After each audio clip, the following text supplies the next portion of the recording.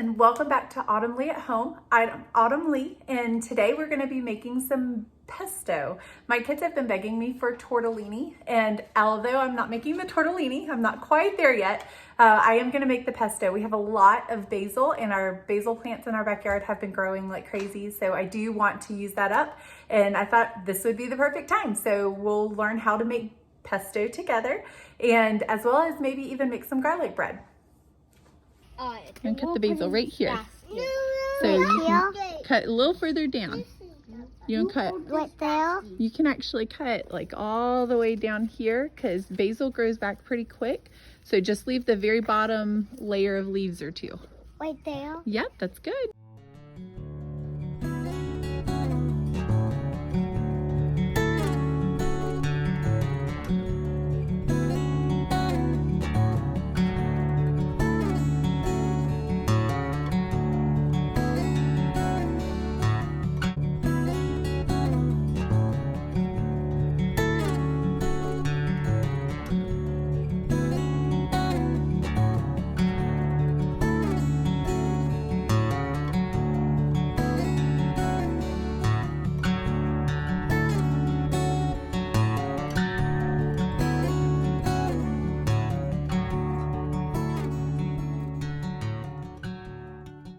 You should smell the best one ever. This one smells good. Oh, it does. It smells wonderful. Can I eat it? Yeah. Can I eat one? No, not right now.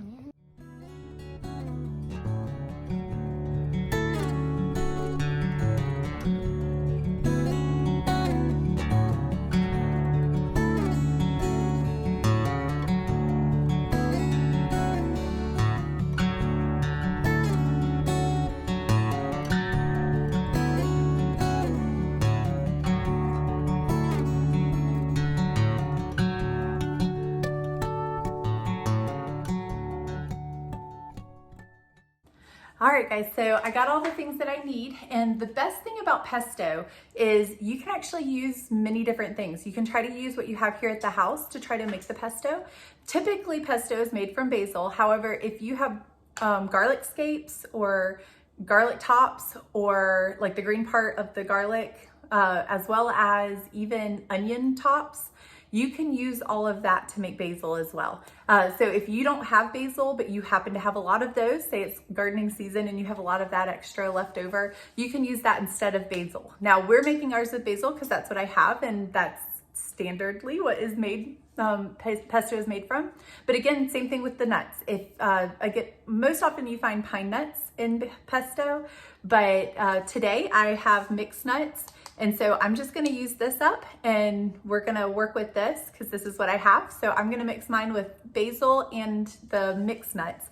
The first thing I need to do is roast these. You don't have to roast them, but I think the taste makes it a little bit better if you roast them. The only tricky part with what I have, because it's mixed nuts, they're different sizes. So I'm gonna have to watch it carefully because the bigger ones may get done longer. It may take longer for the bigger ones to get done. So the smaller ones may get done quicker than the other ones, and I don't want them to burn because that would not taste good. So I'm gonna go ahead and roast these. I have the oven set for 350 and it's preheating, and I'm gonna put these on a pan on a single layer and then get them in the oven. And we'll go ahead and get these toasted. And I'm gonna toast all of them. The recipe I'm using calls for about a cup of nuts. I may use a little bit more because I think I have more basil than the recipe calls for too, and I'm gonna try to use up all the basil that I have. So while these are roasting, it should take, I'm gonna check them about every 5 minutes and kind of turn them around so that one side doesn't get burnt more than the other or toasted more than the other. While these are toasting, I'm gonna go ahead and get the basil and start cleaning that and washing that to make sure there's no bugs on it, because that would be the last thing that we want in our pesto. Okay, so I had to wait for my oven to preheat, so now it's preheated, and while that was happening, I went ahead and got a bowl of water, and I was trying to think the best way that I could maybe wash my basil, as well as we went ahead and picked some other herbs as well that I had growing in my garden, and I'm gonna dehydrate those once we're done cooking the basil. So I'm gonna go ahead and wash all of it at one time, that way I can get it cleaned up and taken care of all at one time instead of having to come back and do it later. So I think I'm gonna try with the bowl of water and see how that works and dry them off, like pat them gently dry with a clean washcloth or dish towel, and we'll see how that works. And if it works, great, we'll keep going. But in the meantime, let me go ahead and get these in the oven. And I'm gonna set a timer for 5 minutes just to make sure I can check on them. And again, that's for 350 degrees. And I'll check on them in about 5 minutes, turn them if they need to be turned, because I think the small ones are gonna toast quicker than the big ones. And then in the meantime, I'm gonna go ahead and get started on, we have basil here, as well as starting to look a little limp because we picked it not a little bit while ago. Oregano, rosemary, and some dill right here. We had a lot of dill today. And it's all starting to look a little limp. So we're gonna go ahead and get that taken care of. That way they don't go bad and we can still use it. I'm gonna dehydrate them, put them in little bottles, and that way we'll have fresh herbs that we can use in cooking. So I'm gonna go ahead and get started on that. I got my water and my herbs set up. I'm grabbing the clean dish towels now.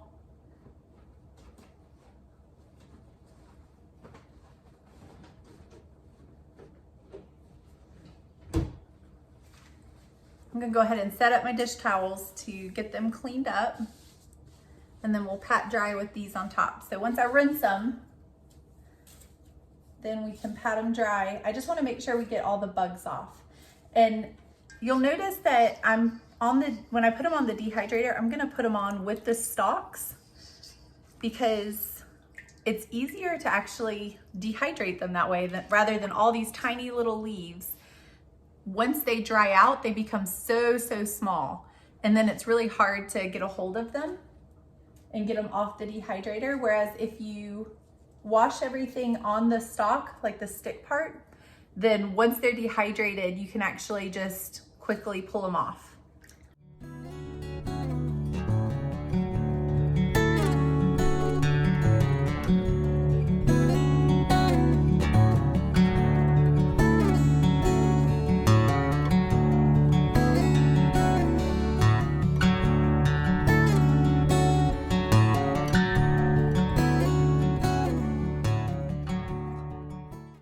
So we got all of our herbs out.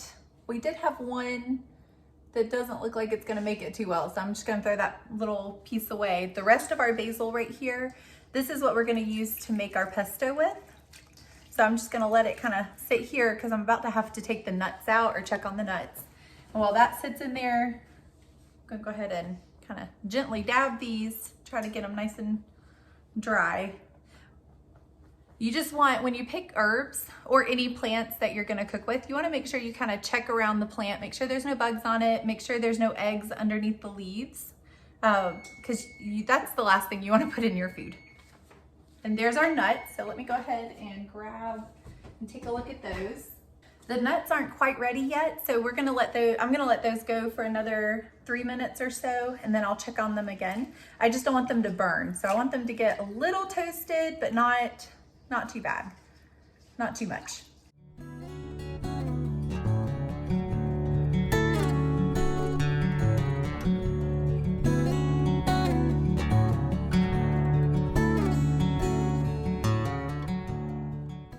I wish you guys could smell this. Oh, wow, that smells fantastic. It was so much fun picking it, and the kids actually love doing it, so I let them help. They have been asking me to for a little bit, and I finally let them. So they got to pick all of these herbs and cut them and harvest them and really enjoyed it. I'm gonna move the water out of the way, that way you guys can get a better look of the herbs that we harvested.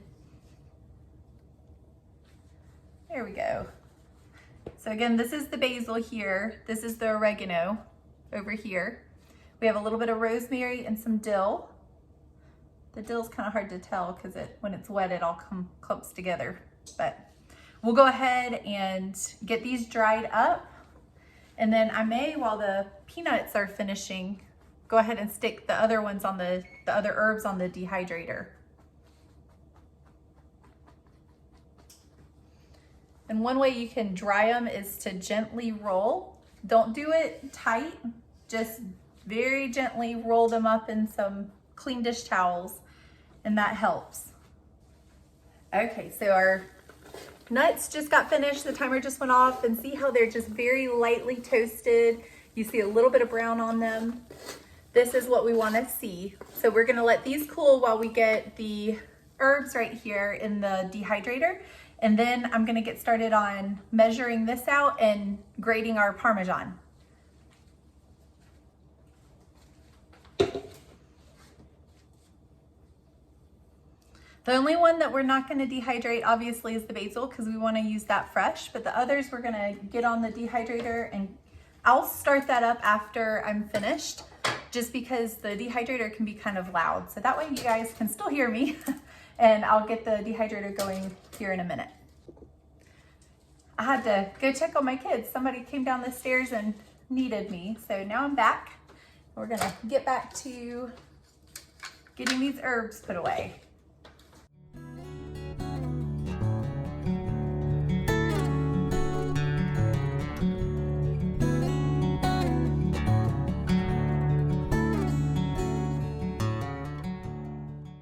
There we go.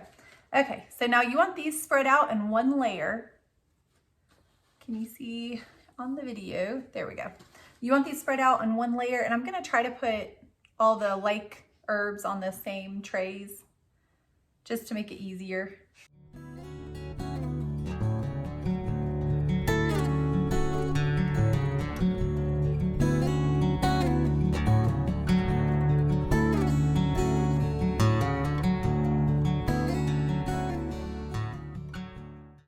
I thought that I may have waited too late to harvest these, because you see at the top there, right there at the top of the oregano, that looks like it's starting to about flower. And so I was kind of nervous that I shouldn't be, oh, I can't tear it, so we'll just break it, harvesting them after they start flowering. But when I looked online, it says it's still okay. So we're gonna try it and see what it tastes like. If it tastes terrible, worst case scenario, I just throw it away.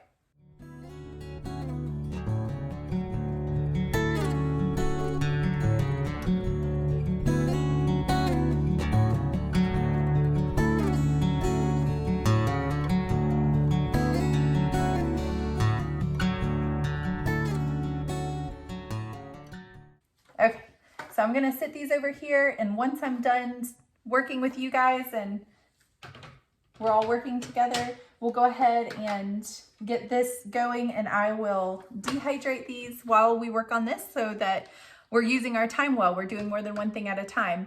And then tomorrow I will, or tonight or tomorrow, I'll check on it tonight, but more than likely it'll be tomorrow.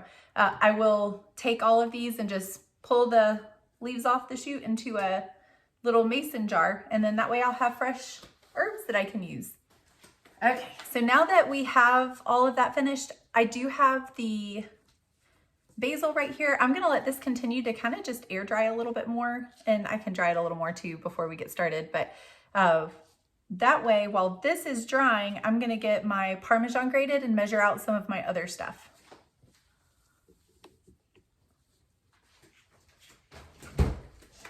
This is just the Parmesan that I'm using. It's one that I bought at Aldi. I went ahead and grabbed my cheese grater, and we'll get started on grating this. The recipe calls for, let me look.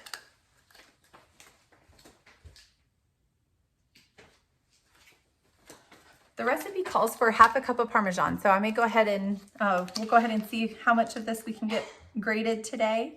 And I don't think I'm gonna go ahead and grate all of this. I think I'm just gonna grade and cut off, or use what we're gonna use today for the recipe, and that's it. I really like cheese, so I'm actually gonna put a little bit more than this. Tortellini also calls for Parmesan, so I'm gonna save some of it. I have another block of this if I need it, but I do like a lot of cheese. And this Parmesan in particular is one of my favorites. I just love the flavor of it. So I just double checked the recipe, and this recipe that I'm using, I'm gonna use the basil and Parmesan and the nuts, and then it also calls for garlic, oil, and salt, which we'll get started on the garlic next. And then I'm just gonna, once I have all that done, I'm gonna take all of the leaves off of the big stalks here because those aren't very flavorful. All you really want is the leafy part for the most part. If you want to use the stalks, you can try it and see what it tastes like. But I think if you mainly use the leafy part, that's gonna be what tastes the best. And then, so we'll take most of that off and then mix it all up in a blender and add it all up in a blender and then mix it up together. And then I think pretty much just have your pesto there. After that, we'll get started on the garlic bread. I think that's definitely more than half a cup. So let me measure it real quick just to make sure.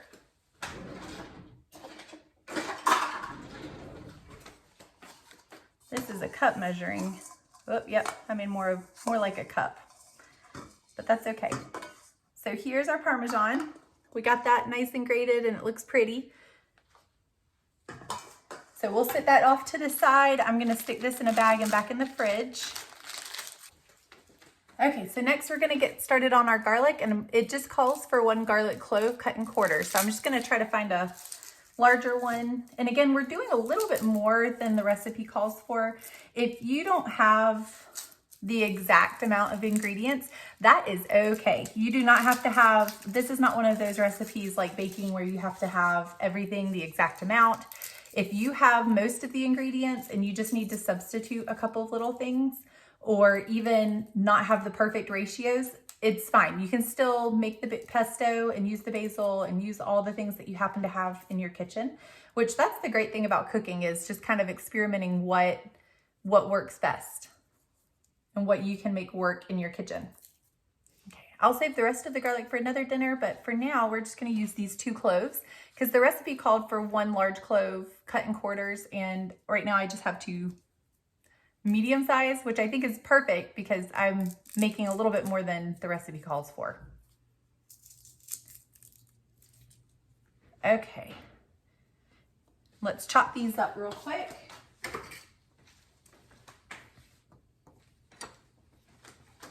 I splashed my shirt a little bit, so if you see water droplets on my shirt, I'm sorry. It's just water. I'm just gonna chop these up a little bit, and that way they're easier to kind of mix up in the blender and get everywhere in the pesto. And then we'll go ahead and get started on getting our basil, getting the leaves off the basil. And I may give them make them a pile right here.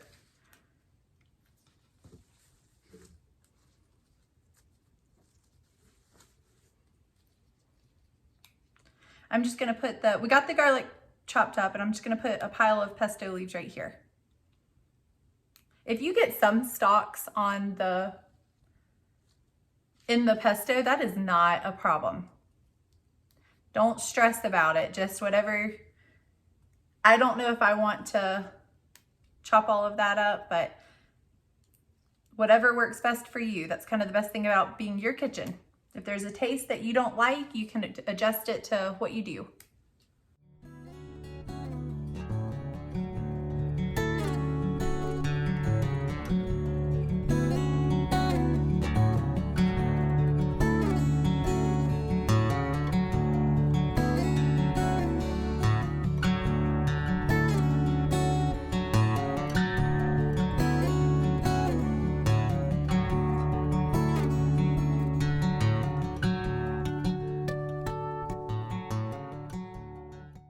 Okay guys, so this is actually everything that we are going to use except for the oil. I didn't put the oil on here, but we have our garlic, our nuts, Parmesan, basil, and salt. And so the garlic, it says 1 clove. I'm doing a little bit more. Parmesan, it says half a cup. I'm doing a little bit more than that. And this said, the recipe also called for 1/4 cup of nuts, which this is a little bit more than 1/4, and then 2 cups of basil. And this is a little bit more. The salt, it only says 1/4 a teaspoon. I'm not going to put a whole lot more than 1/4 a teaspoon just because I don't really feel like I need to add a whole lot more salt. And then the other thing that we're going to use, I believe, is 1/4 cup of oil. Yeah, 1/4 cup of oil. So I'm just going to take all of this that you see here and put it in the blender, and then it's going to get really loud, but I'll go ahead and mix it up so you can see what it looks like when we're finished. Okay, so I got my blender out and I went ahead and tried to clean up my kitchen some because I'm trying to do better about not letting it get dirty all the way through. I'm trying to do better about cleaning up as I go. I'm not always the best at that. So if you see a mess, I'm sorry, it's a working kitchen. But I went ahead and got my blender out. I have all the ingredients right here. Try not to spill them. And then I'm just gonna add all these ingredients into here and add the 1/4 cup of oil. You can just watch it. If you feel like it's a little too thick for your liking, add a little bit more oil. But again, it's easier to add more later than it is, you can't take it out once you add it. So just add a little bit at first. If it's too thick for what you want, add a little bit more of the oil.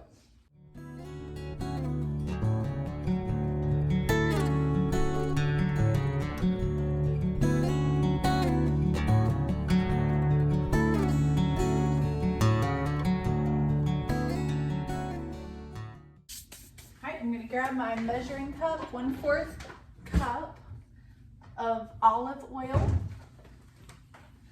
And if there's a different oil that you prefer to use, again, that's the great thing about this recipe. You can actually change up everything that you want. All the ingredients, if there's a different ingredient that you want, you can change it up. We're gonna try this first. I have a feeling I'm gonna need to add more oil to that, but I wanna try that amount first and then we'll see how it is. Let me add my salt because my salt on the tray, even though it looked pretty, didn't exactly stay put.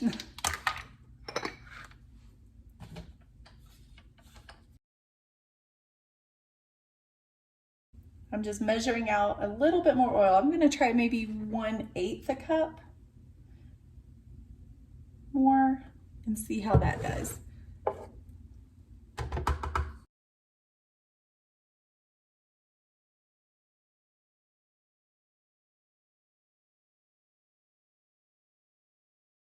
I'm just trying to get all the good stuff down in there because we did all the effort of trying to make this. We want to make sure that we can actually use every little bit.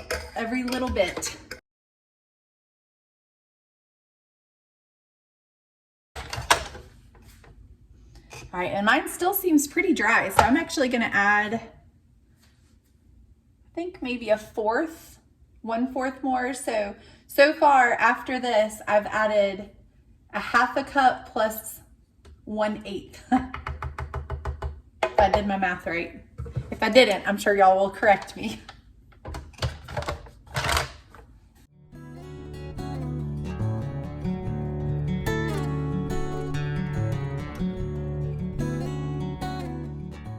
So that one extra 1/4 cup of oil, I think is doing the trick because it definitely is looking a lot better.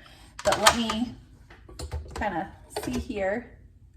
Still a little thick, so we may go a little bit more than that, but well, no, that looks pretty good. So see how you have that? If you want it thicker, now would be the perfect time to stop. I may go a little bit more oil just because I like mine a little bit more runny than this. But the texture and the consistency and the look of it's actually looking pretty good. So we're definitely on the right track. And it looks like pesto you would buy from the store at this point. So if anybody's counting, I'm up to 3/4 a cup of oil.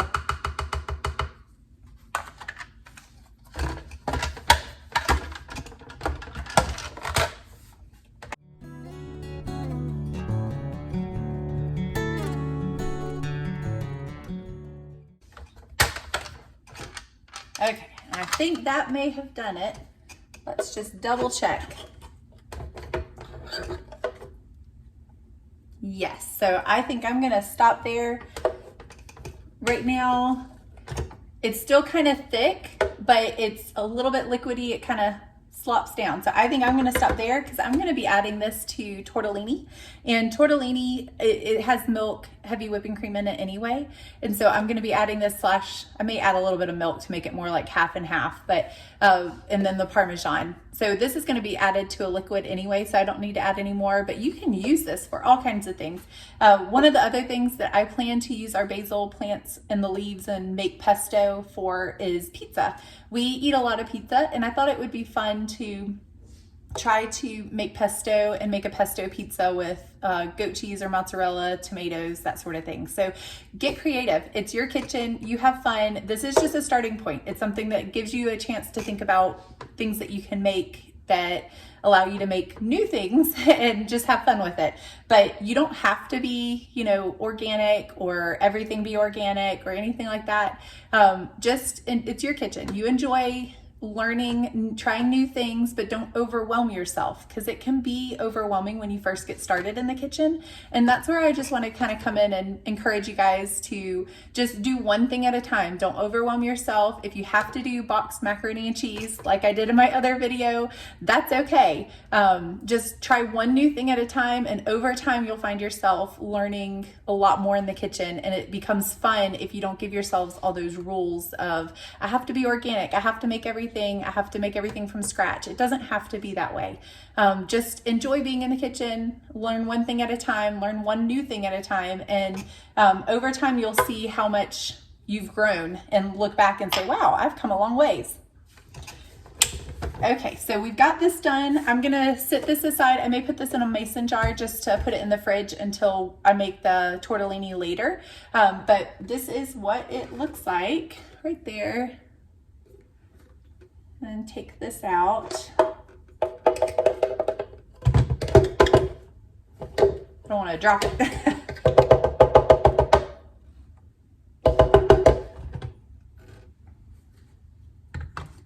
Okay, so there's our pesto. Again, I'm gonna put this in a mason jar and stick it in the fridge, and that way we'll have it later when I make the tortellini and cook the pasta. The pasta I bought from the store, I'm just gonna throw it in a boiling pot of water and follow the directions from that. And then I'll show you how I mix the pesto in with the heavy whipping cream and all of that later tonight. I'll show you the end product. Okay, so I decided I'm gonna taste it real quick just to make sure that I don't need to add any more salt or any other ingredients to make the taste a little bit better. I got a clean spoon, and don't worry, I won't double dip. Oh, wow. That tastes really good. Well, that turned out great. So I'm gonna go ahead and get this in a mason jar, and we'll use this later for dinner.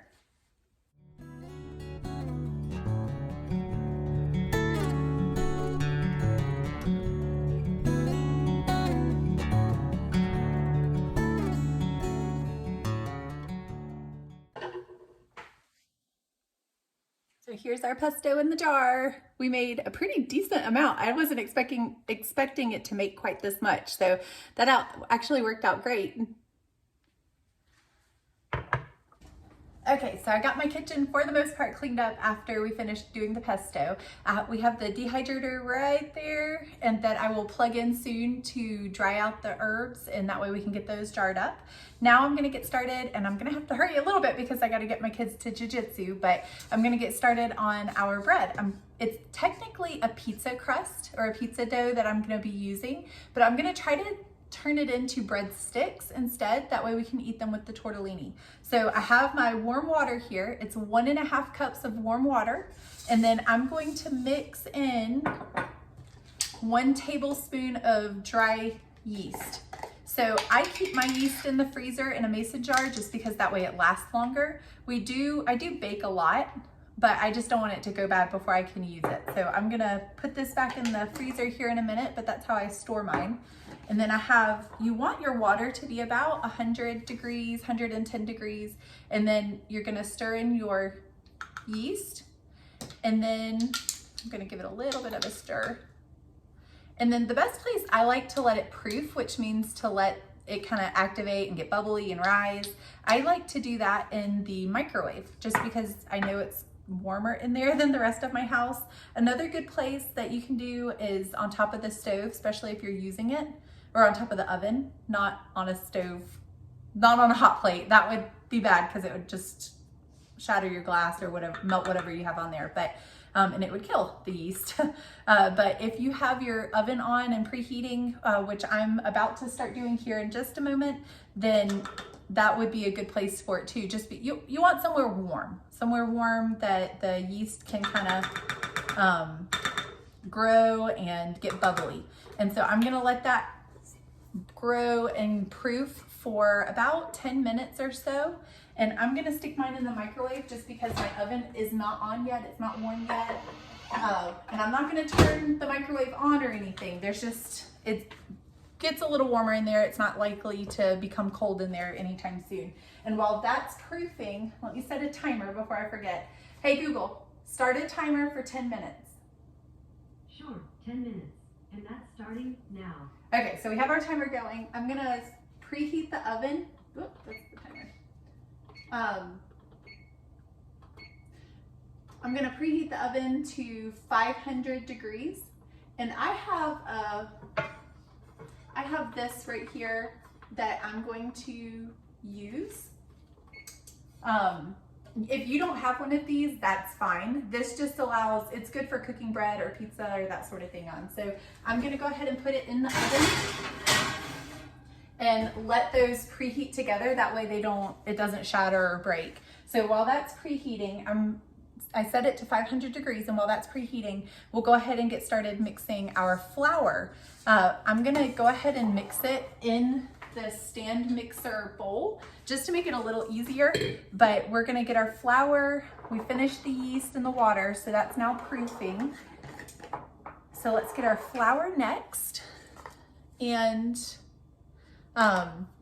then after we add the flour, you wanna add all your dry ingredients together first. So it'd be the flour, the salt, and what's the other one? Sugar. Flour, salt, and sugar. I had to think about that for a minute. So we'll go ahead and get the flour first, and it's gonna be 3 cups of flour. And yes, I keep mine in a 5-gallon bucket. It just makes it easier because again, we bake a good bit. So there's 1,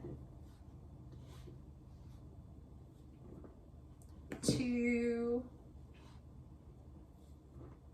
3. And I'm using bread flour, but you don't have to. You can use all-purpose flour. I just like the way that it tastes after you make it, especially for things like this. If you're making pizza dough to make pizzas, which is what this recipe is technically for, then it turns out great. I'm gonna make the bread sticks and put butter and garlic and maybe even try our new garlic salt that we made in the last video. We'll try using that, and then maybe a little bit of oregano or Italian seasoning. And we'll just brush that on the top when it's done and sprinkle it on the top. So right now I have my 3 cups, and then I'm gonna get my salt next, and that is going to be 1 teaspoon, I think. Let me double check. Okay, now we're gonna add our salt, and that's gonna be 1 teaspoon. I was correct. I just didn't wanna, I don't wanna guess. That would not taste very good if you guess incorrectly. So we're gonna do 1 teaspoon of salt.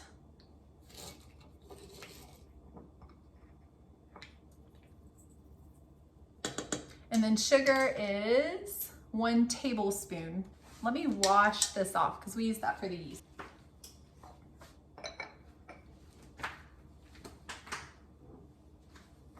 Okay, so I have my sugar. I already put my flour in and my salt. I'm adding 1 tablespoon of sugar. And then I'll go ahead and put this on the stand mixer and let it mix up. And then that way, once our water and yeast is done proofing, we can just add that plus the oil in, and then our dough is finished. It's that easy.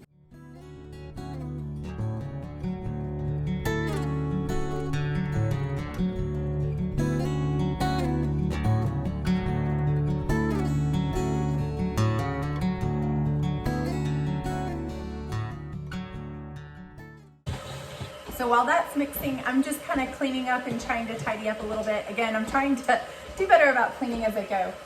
But I always like to leave a little bit of flour in a cup on the counter before I put all of this away. Because once this is done, we need to take it out of the bowl. Once it's done mixing, take it out of the bowl and cut it into different pieces. And then that way we can make the breadsticks and stick them in the oven that way. But to do that, I want a clean counter and to try to tidy everything up, and I'm gonna wipe the counter down, and then we can get started on cutting them.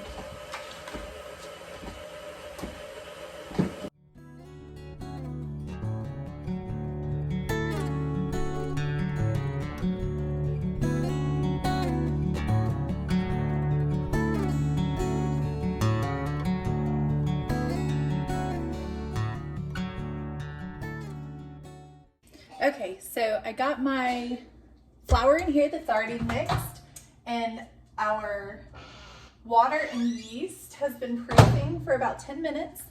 And you're gonna see this did not proof super well. I'm gonna try using it anyway, because I remember this happened last time and it turned out okay. But you wanna see bubbles on top, and I don't really see any bubbles. So you wanna see it kind of rise and almost look foamy on top.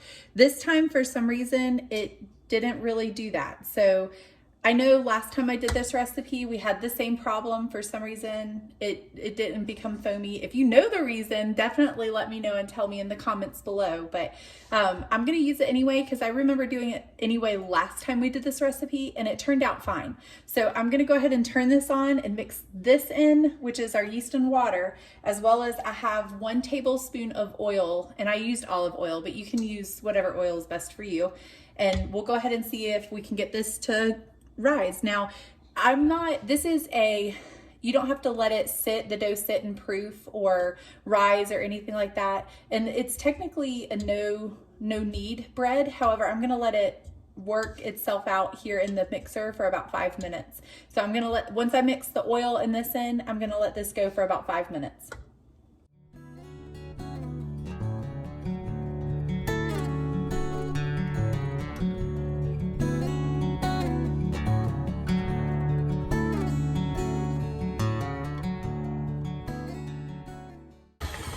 Okay, let's see where we are on the texture and see what it looks like.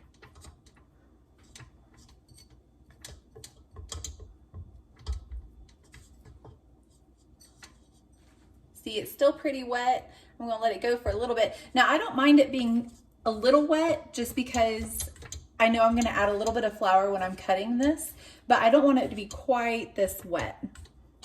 We want it to be a little bit more put together. So I'm gonna let it go for a little bit longer and maybe add a little bit more flour.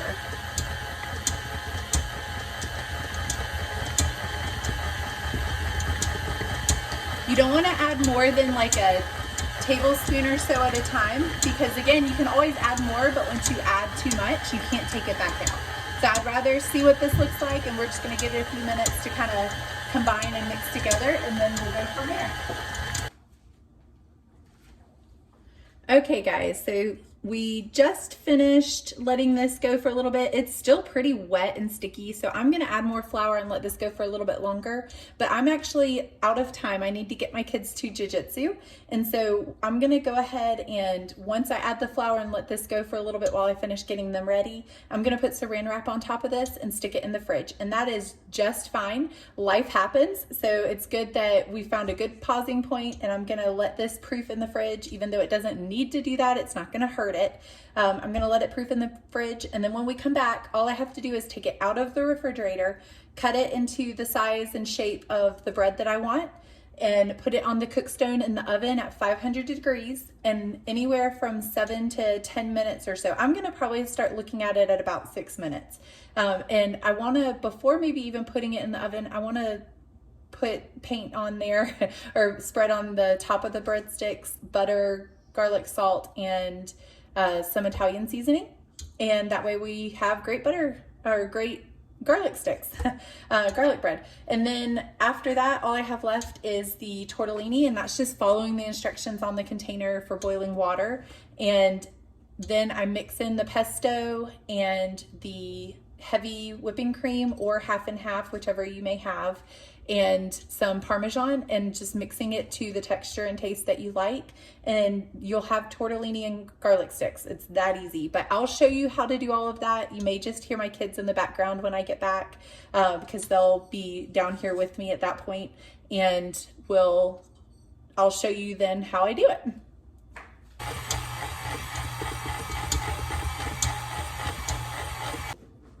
All right, so I added the flour, and this is about the texture that we want to see. See how it's not quite as liquidy and sticky, but it is still sticky, and that's okay because we're going to be adding more flour. So now all I'm going to do is add the saran wrap to the top and let it sit in the fridge for a few minutes.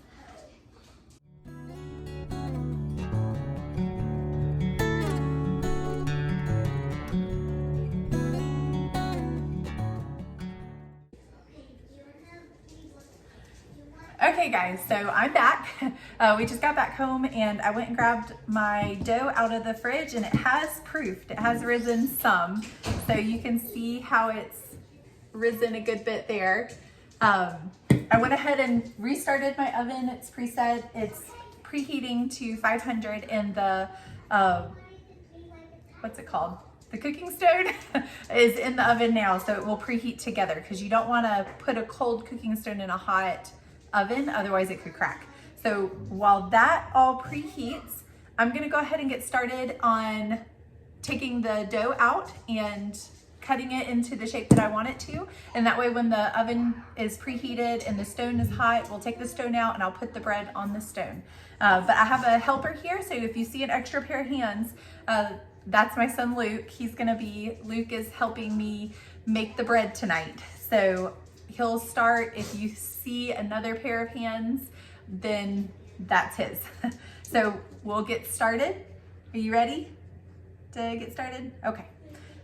So wait 1 minute and I'll get the table ready and then we'll start on the bread, cutting the bread. Okay?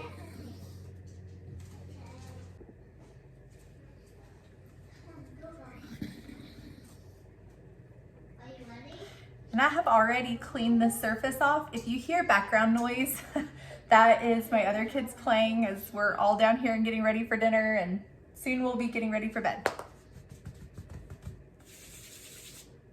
Woo! And I'm very good at getting stuff all over me, so you may see me get stuff everywhere. It's gonna be sticky when you take it out, and that is completely fine. That's what you wanna see. We purposely let it stay a little more wet and sticky than you would typically see bread because I knew I was going to be using it here on the surface. Okay, I'm hoping these still turn out because again, we didn't see that yeast do very well. The yeast didn't proof very well, so I'm hoping these will still rise okay. Do you want to take that and roll it? So like twist it? Like that. So I'll cut, you twist. There you go.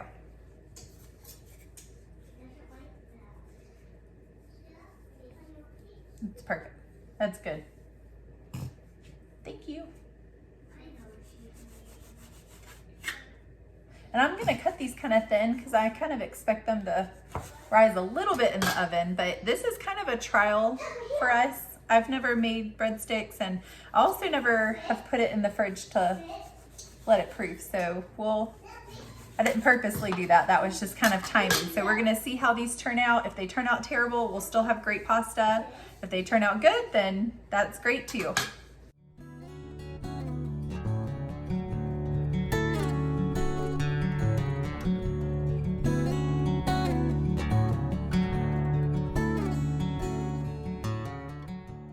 And then before we put these in the oven, I plan to put butter and garlic salt, the garlic salt that we made. So I'll get that going here in just a moment. Once he is done twisting them, we'll get started on that. My kids love helping in the kitchen, and so I try to let them do it when I can because I want them to learn as well. It's, you know, a lost art sometimes to be able to learn how to cook in the kitchen and cook together. And it provides an opportunity for me to be able to have good conversations with my kids.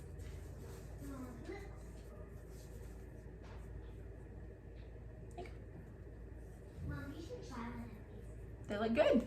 Thank you. All right, so I'm gonna rinse my hands off and then go ahead and I'm gonna get the butter ready, and then we'll paint the butter on, okay? And then put the garlic salt on it, and then in the oven, okay? So I'm just gonna add, melt down a half a stick of butter in a bowl, in a microwavable safe bowl. You don't wanna put butter in for a long time at a time. You want to only put it in for maybe 15 seconds at a time.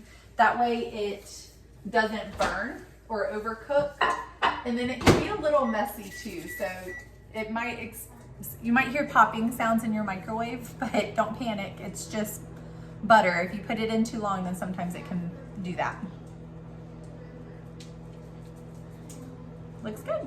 We'll just add the butter and salt soon, okay? And then maybe that one too.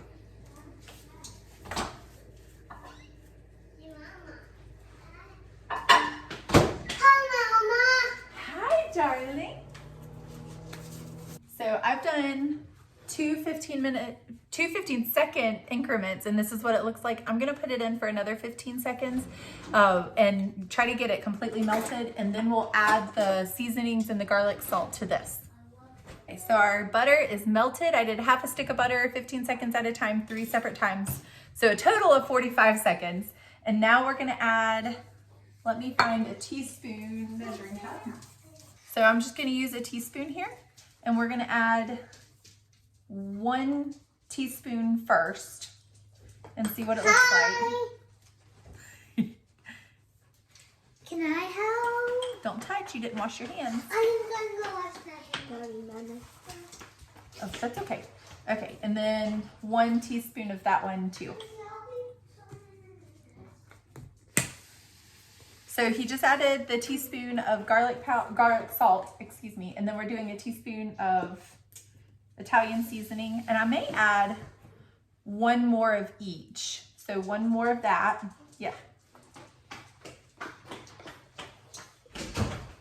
There you go. And then 1 more of the garlic salt as well. So 2 teaspoons of both.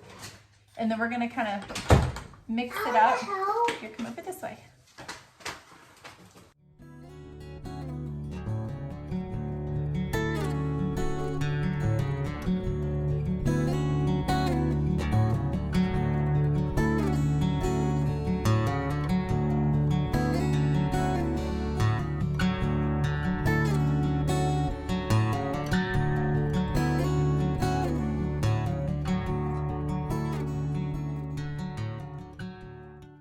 Those look great, guys. So I went ahead and cut some of them in half because they were looking a little long, and I don't think we need such big ones. But they're doing a great job of painting these, and they're looking very pretty. So once the oven is preheated, which it actually is already, I'm gonna be the one to move the dough to the cooking stone, and that way they don't get burnt, because the cooking stone, you can't tell when it's hot. And so I just don't want them to get burnt on accident by accidentally touching it. Okay, so our garlic sticks are done. They got a little bit more seasoning than I intended for them to get, but that's okay because we're just going to go with it, and I'm gonna get the cooking stone out and go ahead and get those moved over to the cooking stone. And then they should be only have to cook for maybe 5-10 minutes. I'll check on them after 5 minutes, and then we'll see where they are.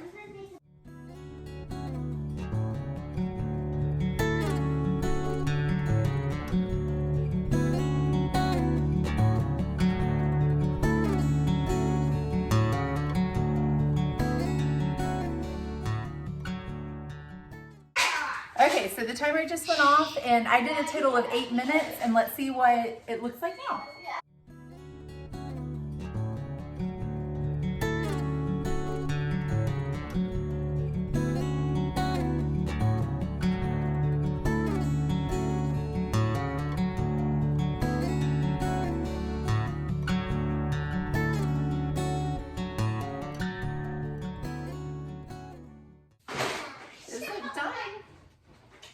Great.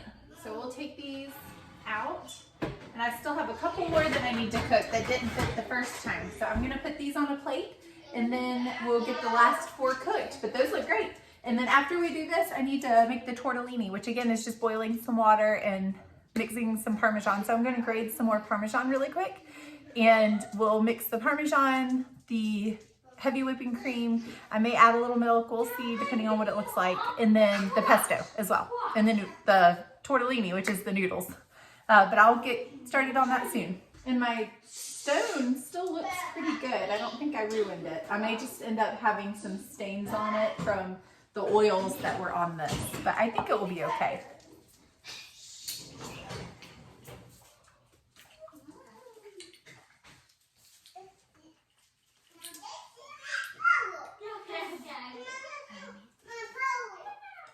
that looks good. You did good cutting and putting the butter on. Yeah.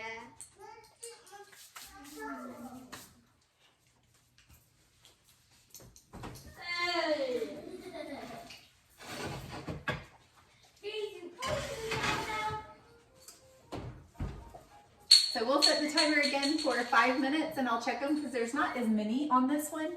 So it may not take quite as long to cook, but I'll check it in 5 minutes. If it needs to go another 3 like these did, then we'll let it do that then. But look how great they look.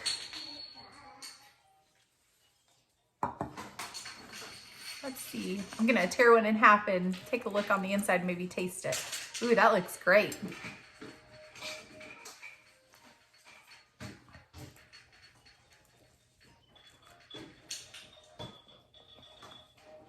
Oh, wow. That's really good. You want to try it?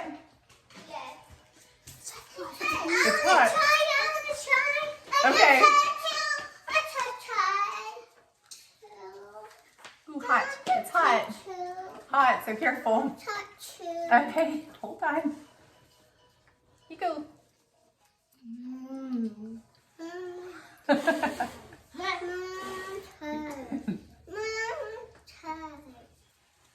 Just don't let Tucker get it, okay? Mama, help! I'm glad you like it. We'll eat this with dinner, okay? We're just trying it right now. All the kids apparently love it, so that's great. And I have little ones here that still want to bite too. It's hot, so be careful. I think it's okay. Thank you, Jacob. But I think we got the stamp of approval on the garlic sticks. So that, again, is a pizza recipe, a pizza dough recipe. I'll link it below if you're interested in it. We'll go ahead and that way you'll have a chance to see it. And we just transformed it into, I like the way that, I liked the texture of the bread when we had the pizza in the past. And I thought that that would be a really good garlic stick. So we thought we would try it tonight. So it was kind of more experimenting to see if it was something that we liked, which again is just part of having fun in the kitchen. So I'll get started on the tortellini now. Okay, so I have a couple of kiddos around me, but we're just working on dinner. This is the tortellini that I use. They're all very curious about the camera. But this is the tortellini I use. It's from Aldi. I usually, one of these big boxes is not enough, but 2 or 3, I don't want to have to buy 2 or 3 of these. So I mix one of the chicken with one of the cheese because it's the same boiling time. And once we get this done, or while these are boiling, I'm going to cut some more Parmesan and grate some more Parmesan. And that way we'll be ready to go. Once it's done boiling, we'll strain it or drain it, strain it, whatever you want to call it. And then we'll mix it all together and heat it up together. Okay. So I'm just gonna put the breadsticks in the microwave just to keep them warm while we finish cooking the tortellini. That is a lot of breadsticks. Ooh, ouch, it's hot. And then I'm gonna put this back in the oven, the cooking stone. That way it can cool down and cool off as the oven cools off. That way it doesn't crack. Okay, y'all back up.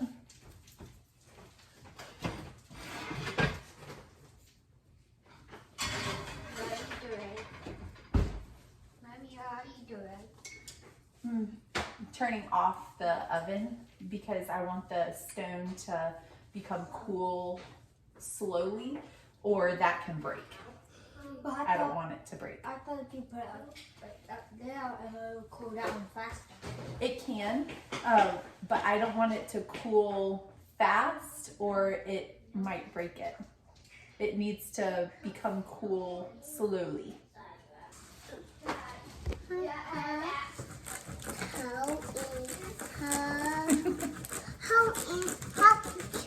Yeah, are you helping? Chicken, Mama, and the butt. And butt, Okay.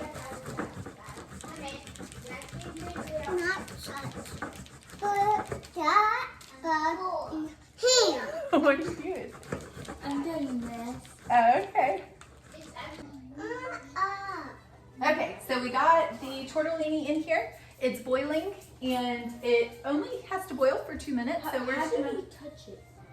I can touch the handle because these handles don't burn you, but if you use a Dutch oven, the other one, the white one, those handles get hot, so they can burn you. But this one's good. Don't touch the metal part. Yeah, that will burn you. You okay? Mm-hmm. Okay. Good question though. So we're letting that boil for 2 minutes, and then I'll drain it, and then we'll just mix everything up.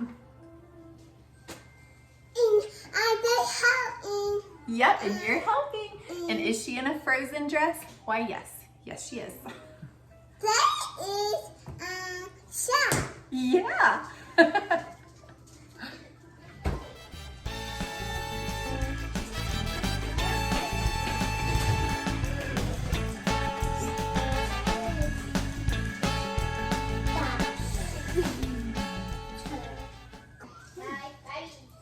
So Jacob's gonna help me mix it. So I'm just gonna explain to him what we need to do too. And I figured I'd do both at the same time, explain to you and to him. So we're gonna put all of this, and then we're gonna put some milk in it, just depending on what it looks like. And that way it'll make it, this is heavy whipping cream. And so by putting some milk in it, it lightens this up a little bit. It makes it more like half and half, but you can buy half and half from the store, but because we have both of these, we might as well just make our half and half. Do you put a ton? You put all of this container. Yes. Yes. But do you put a ton of this? I will measure out for you what to put in, and we'll start off with that and see how it goes.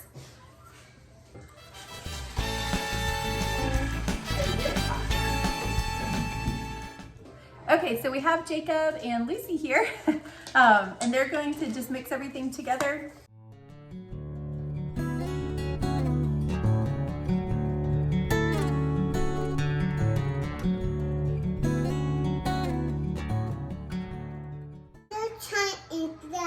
Yeah.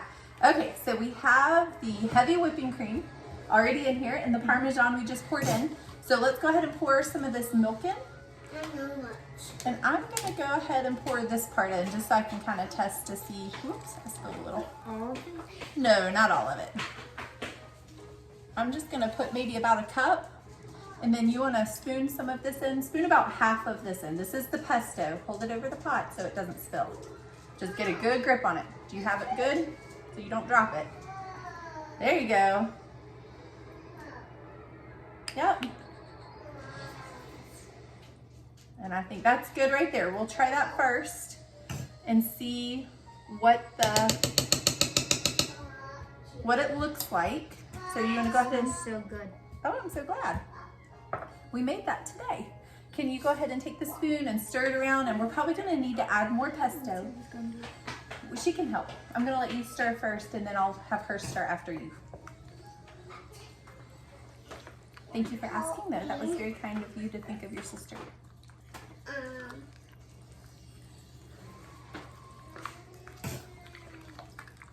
Yeah, definitely need more pesto. Yeah. And I think more cheese. All right, you want to go ahead and spoon some more pesto out?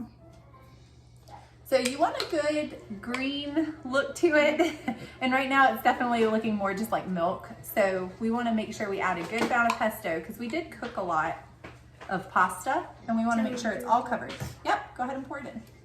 All right, now stir this in and then we'll see what it looks like after this. If we need to add the rest, we can. More of this. Possibly. Yeah, we definitely need more. Well, we might end up using all of it. It's looking good though. It doesn't need to be fully green. It just depends on your taste too. So if you want more of the pesto flavor, then you can always add more. Right, go ahead and add everything that's in there and we'll use it all. And then I'm gonna add the rest of the Parmesan as well. Would you have all of this? Because I don't think it's going to be enough. I think we're good. I might put some milk in there and shake it and pour it in. I think we'll be okay though. Because like I said, it doesn't have to be. Good job, Jacob. Thank you. All green? Yeah, it doesn't have to be like, it doesn't necessarily need to turn green. It all depends on flavor. So we're going to use what we have, and if we don't have enough, then I think it will be okay.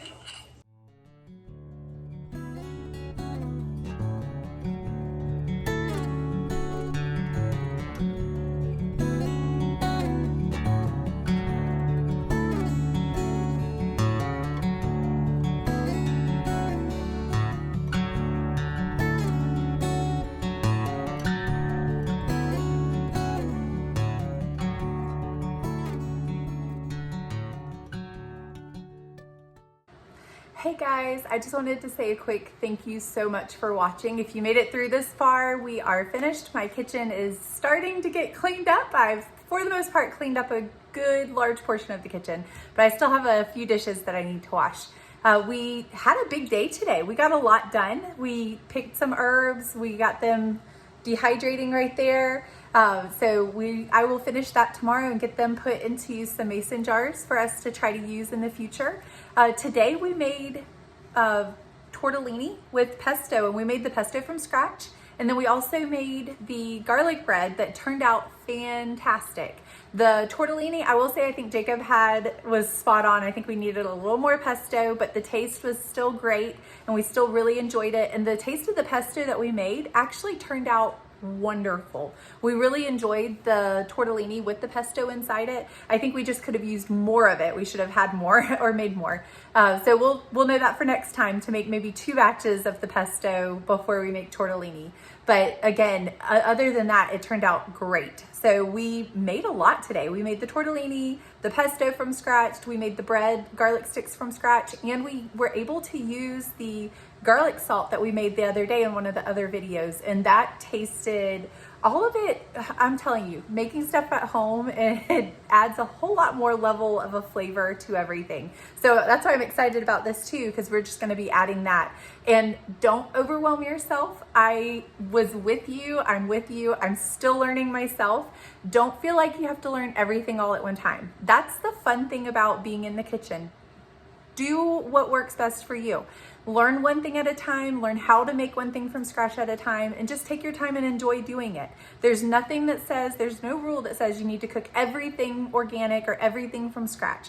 But the more you can, the more it may save you money and the more that it just helps the taste. And also, we just had fun in the kitchen. I enjoyed being in the kitchen with my kids today. So I wanted to go ahead and mention, I forgot to mention when I was making the tortellini, after we mixed everything together and I let the kids mix it, I put it back on the stovetop and let it warm up so that the Parmesan cheese could melt.